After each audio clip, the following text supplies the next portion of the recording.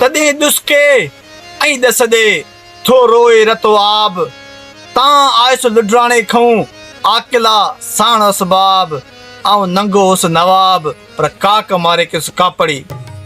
दोस्तों हिकु दफ़ो हमीर सुमरो दूंवर भट्टी सीणो दमाचाणी ऐं राणू महेंद्रो के शिकार सांगे झंगे में निकिता तो उनखे हिकिड़ो कापड़ी शख़्स मिलियो, गोदड़ियो निमा टाइप शख़्स फ़क़ीर जी शक्ल में मिलियो। त हीअ हैरान थिया त हिन झंग बयाबान में अहिड़ो शख़्स जेको रमंदो वते रुलंदो वते जॾहिं वेझो विया उन खां हाल चाल वरिताऊं, ख़बर वरिताऊं त मालूम थियो त हू असुल में निस्बतन गोदड़ियो न आहे। हुनजे ओसाफ़नि मां लॻो हूंदो हो त हू को बादशाह आहे।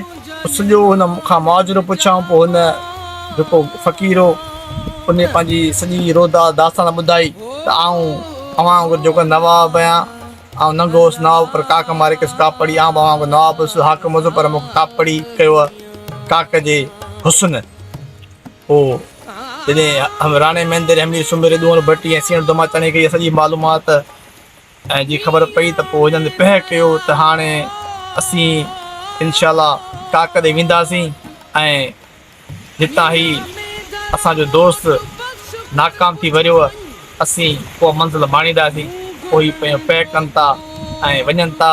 ऐं हिते जीअं शाह साहिबु इन सुर राणा मोहम्मद में फ़रमाए थो न त राणो चए थो त काल कढियोसीं कापड़ी पहर सिज खां पोइ पसो सूंहं सामुए जी रत वरनो रोए जो मोहे मुमल जे पोइ ते मोटण मस थिए।